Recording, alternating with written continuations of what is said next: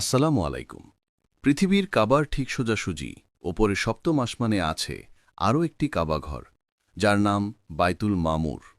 সেখানে প্রতিদিন ৭০,০০০ নতুন ফেরেশতা তাওয়াফ করেন। মহাকাশের সেই পবিত্র ঘর দেখতে কেমন?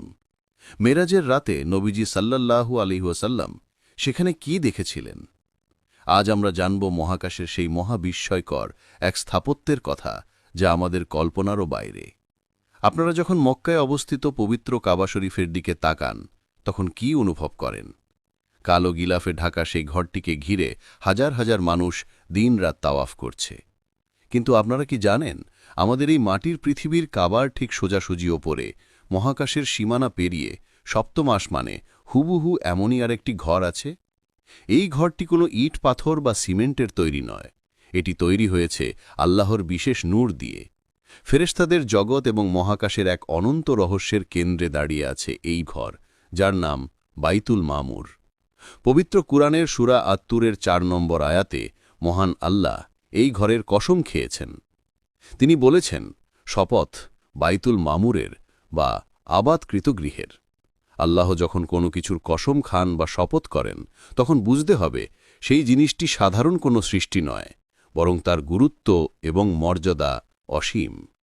একটু কল্পনা করুন, আপনি যদি কাবা শরীফের ছাদের ওপর দাঁড়িয়ে সোজা ওপরের দিকে তাকাতে পারতেন এবং আপনার দৃষ্টিশক্তি যদি মহাকাশ ভেদ করে সপ্তম আসমান পর্যন্ত পৌঁছাতে পারত, তবে আপনি ঠিক মাথার ওপরেই দেখতে পেতেন সেই নুরানি কাবা ঘরটিকে।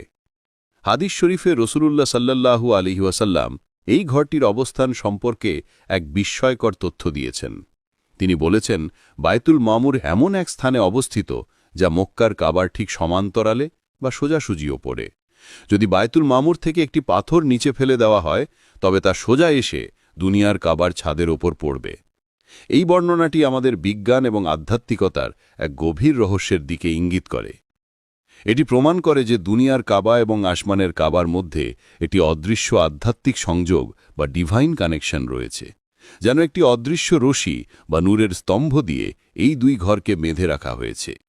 দুনিয়ার মানুষ যেমন আল্লাহর সন্তুষ্টির জন্য কাবার চারপাশে ঘোরে, ঠিক তেমনি আসমানের ফেরেশতারাও আল্লাহর ভয়ে কম্পমান হয়ে বাইতুল মামুরের চারপাশে ঘুরতে থাকে। এই ঘরটি অবস্থিত সপ্তম আসমানে, যা সিদরাতুল মুনতাহা বা মহাজাগতিক সেই বড়ই গাছের খুব কাছে। এটি এমন এক জগৎ যেখানে দুনিয়ার কোনো পদার্থবিজ্ঞানের নিয়ম খাটে না। সেখানে মাধ্যাকর্ষণ নেই, সময় নেই, আছে শুধু আল্লাহর নূরের ঝলকানি।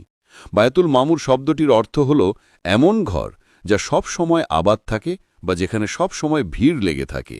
দুনিয়ার কাবা